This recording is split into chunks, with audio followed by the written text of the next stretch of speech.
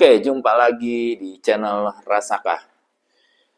Kali ini saya akan sedikit berbicara mengenai hal apa yang harus dilakukan ya agar kita bisa menjadi sukses ya. Sukses di sini dalam arti kata sukses untuk menjadi kaya ya. Kenapa saya ambil kata kaya ya? Karena kata kaya itu eh, dia lebih ekstrim ya. Artinya orang pada saat dibilang kaya, nah itu sesuatu daya tarik yang luar biasa. Padahal cukup dengan kata sukses aja itu sebenarnya udah cukup. Tapi kalau kata kaya yang saya gunakan itu langsung membuat engah gitu ya. Nah, eh, apa yang harus dilakukan step by stepnya supaya kita bisa menjadi kaya? Insya Allah nih ya. Yang pertama itu kita harus bekerja. Nah, kenapa saya taruh bekerja itu eh, di tahap yang pertama? Karena gini, eh, kita tuh leveling manusia itu kita dari tidak bisa apa-apa, terus masuk usia sekolah, ya di usia sekolah itu artinya kita belajar sampai kita ke perguruan tinggi ya atau mahasiswa.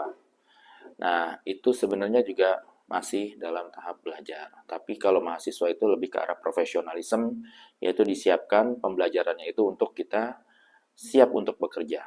Ya. Nah, di level atau di tahap kita masih belajar itu tentunya kita tidak ada naturalnya ya, secara umum tidak ada pemasukan atau karena kita memang tugasnya hanya untuk belajar bukan untuk mencari duit. Nah, setelah lulus ya dari perguruan tinggi, maka yang harus kita lakukan itu adalah sudah pasti bekerja. Bekerja untuk mendapatkan uang. Nah, ada nggak yang tahapannya bisa lompat? Ya, dia nggak mau bekerja dulu, dia langsung masuk ke tahap kedua. Bisa. Kalau kita pewaris, ya artinya kita mewarisi bisnis dari orang tua kita, ya kita mewarisi aset yang banyak dari orang tua kita, ya itu pewaris. Tapi kalau secara umum, kita bicara secara umum ya. Nah, kebanyakan orang itu adalah perintis ya, atau merintis dia dari awal ya, dari nol. Ya, setelah lulus dia merintis. Nah, sudah pasti kita harus bekerja. Nah, bekerja itu kita masuk ke perusahaan ya, baik itu perusahaan itu milik negara ya atau institusi atau juga eh, kita bekerja itu bisa dikatakan eh, di swasta ya atau di perusahaan swasta. Nah, eh, yaitu kenapa saya bilang bekerja bukan berbisnis tahap awal. Karena bekerja itu untuk seorang yang baru lulus dari nol, yang dia tidak punya modal, ya tidak punya modal itu artinya apa? Tidak punya uang, ya tidak punya uang. Nah, karena tidak punya uang, maka modal utamanya itu adalah ijazah. Nah, ijazah itu dia tidak ada mengeluarkan modal apa-apa lagi, ya dia cuma apply, ya, terus diterima, ya terus dia bekerja, terus dia dapat uang. Nah, itu tahap pertama ya. Nah, kalau misalnya bisnis, ya itu belum ya, belum saya masukkan kategori tahap pertama itu tahap berikutnya. Kenapa? Karena bisnis itu butuh modal. Nah, modalnya dari mana pada saat kita belum punya uang? Nah, modalnya itu dari bekerja tadi. Kita kumpulkan, kumpulkan, kumpulkan, sudah terkumpul uangnya, baru kita masuk ke tahap 2, yaitu berbisnis. Nah, setelah uang yang tadi terkumpul dari kita bekerja, maka kita sudah mulai membuka bisnis ya atau melakukan bisnis. Nah, membuka bisnis itu dari mana? Membuka bisnis itu kita lakukan idealnya itu pada saat kita masih bekerja ya. Jadi sambil kita mengumpulkan uang, kita mulai buka bisnis, tapi pekerjaannya jangan ditinggalkan atau jangan resign dulu ya. Kenapa? Karena bisnis itu fluktuatif ya. Jadi gini, bekerja itu resikonya ada, tapi dia kecil. Nah, berbisnis itu dia resikonya lebih besar, tapi penghasilannya juga lebih besar, ya, pendapatannya lebih besar. Nah, oleh karena itu, jadi supaya kita menghindari resikonya yang lebih besar daripada kita bekerja, maka pekerjaan itu jangan ditinggalkan. Ya, kita masih berjalan, berbarengan, beriringan antara yang satu bekerja, yang satu berbisnis. Ya, diatur aja waktunya, diatur waktunya kapan kita melakukan pekerjaan, kapan kita melakukan bisnis. Yang pasti berbisnis itu jangan mengganggu ya performance kita di tempat kerja. Nah, nanti kalau mengganggu sudah pasti kita menurun performansnya, bisa jadi kita kena SP gitu ya, atau kena surat peringatan dari tempat kita bekerja. Oke, setelah berbisnis sambil bekerja ya dan tidak resign terlebih dahulu, itu ada manfaatnya lagi. Pertama, untuk menunggu stabilnya bisnis. Untuk menunggu stabilnya bisnis kita. Karena bisnis itu di tahun pertama, tahun kedua, bahkan ada yang tahun ketiga, itu bisnis itu nggak stabil. Ya, dia nggak stabil. Ya, kadang naik, kadang turun. Nah, pada saat turun itulah fungsinya kita masih bekerja untuk membackup keuangan kita. Ya, kadang hasil pendapatan dari kita bekerja itu dia bisa untuk membackup bisnis kita juga, ya, bukan untuk membackup hidup kita, ya. Contoh lagi turun, ya, kita harus mengeluarkan biaya operasional kita dari bisnis tersebut, maka kita pinjam dulu dari gaji kita, ya, atau dari tempat kita bekerja. Nah, jadi kita bisa putar-putar aja. Nanti setelah kita mendapatkan lagi udah mulai naik, kita balikin lagi ke tabungan bekerja kita. Nah, seperti itu. Nah, jadi manfaatnya berbisnis sambil bekerja. Nah, setelah berbisnis itu mulai stabil, ya, perkiraan saya di atas 3 tahun ya. Di atas 3 tahun itu mulai stabil. Nah, baru deh kita lihat situasinya. Kalau misalnya masih memungkinkan untuk bekerja sambil berbisnis, ya jalanin dua-duanya. Jangan ditinggalkan, ya. Tapi kalau sudah tidak bisa, kalau saran saya lebih memilih bisnis, ya. Kenapa? Karena pada saat kita bisa fokus, itu penghasilannya jauh lebih tinggi lagi, ya. Artinya bisnis itu kita maintain, jangan kita biarin, ya. Kita maintain, ya. Kita kembangkan, kita cari peluang-peluang baru, ya. Itu justru lebih meningkatnya lebih pesat. Nah, seperti itu. Tapi dengan catatan keuangan kita sudah ready ya. Sudah ready keuangan kita. Jadi stabilnya sudah dapat, backup keuangannya sudah ada. Ya, baru kita resign, kita fokus untuk berbisnis. Oke, tahap selanjutnya apa? Tahap selanjutnya, nah ini terkait sama lifestyle.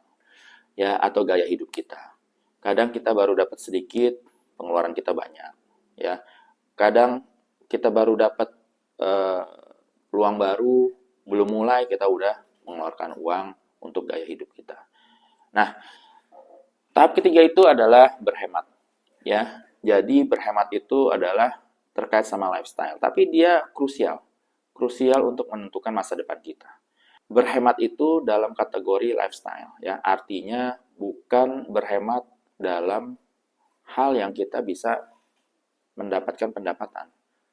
Ya. Tapi berhematnya lebih ke arah lifestyle. Contoh gini, pada saat kita lifestyle-nya kita itu sering makannya di luar gitu ya, sering di restoran mewah ya, itu susah kita untuk berkembangnya ya. Memang bisa, tapi istilahnya gini, dapat duit hari ini, habis hari ini ya, jadi nggak ada bisa buat mengembangkan. Tapi kalau berhemat itu beda cerita. Tujuan kita di masa depan untuk kita mengembangkan bisnis lebih besar, lebih cepat gitu ya, itu bisa lebih cepat tercapai. Nah, jadi berhemat itu merupakan lifestyle yang kelihatannya sederhana gitu ya, sederhana. Tapi cobain deh, pada saat lifestyle-nya itu dia di sini levelnya tinggi, ya lifestyle-nya setinggi ini, terus pada saat kita udah niat kita mau berhemat, kita downgrade lifestyle kita turunin di level di sini, itu susahnya minta ampun, ya. Dia nggak bisa langsung ke sini, ya.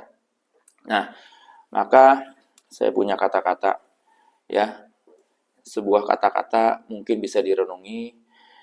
Ya, sebenarnya yang membunuh kita itu adalah gaya hidup kita yang tidak bisa kita rubah. Itu yang membunuh kita. Jadi, gaya hidup kita kalau bisa kita rubah menjadi lebih efisien, kita bisa survive. Jadi bukan pendapatan kita yang kecil yang membunuh kita, bukan. Ya, tapi ya lifestyle kita, gaya hidup kita yang membunuh kita sebenarnya. Nah, coba renungi sedikit kalimat saya tadi. Semoga bisa bermanfaat ya. Jadi lifestyle itu adalah backbone-nya ya, yang utama untuk mendukung tujuan-tujuan kita.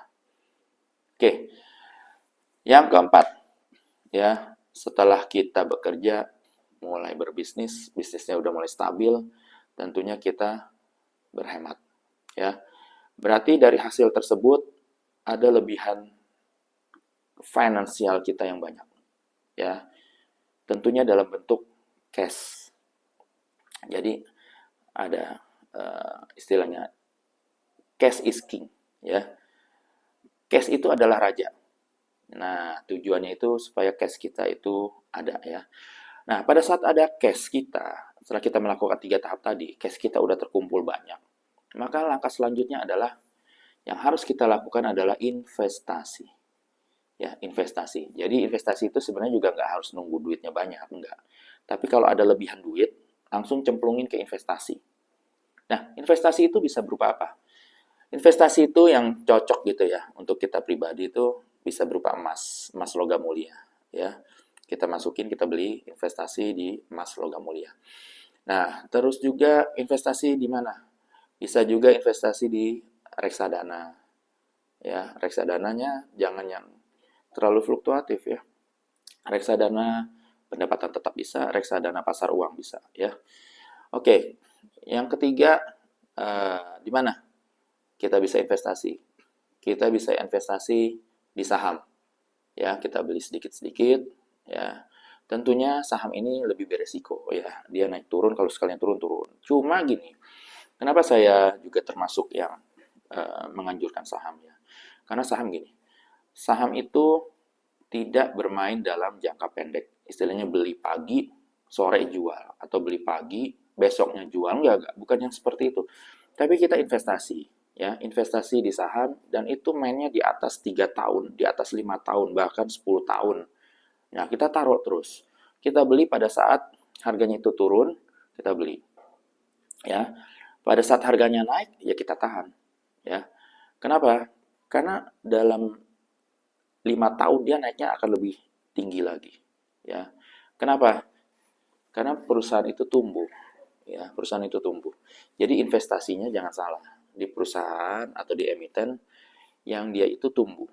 Ya, jangan sampai yang emitennya itu dia istilahnya turun terus. Ya, nah carilah emiten yang dia bertumbuh ya.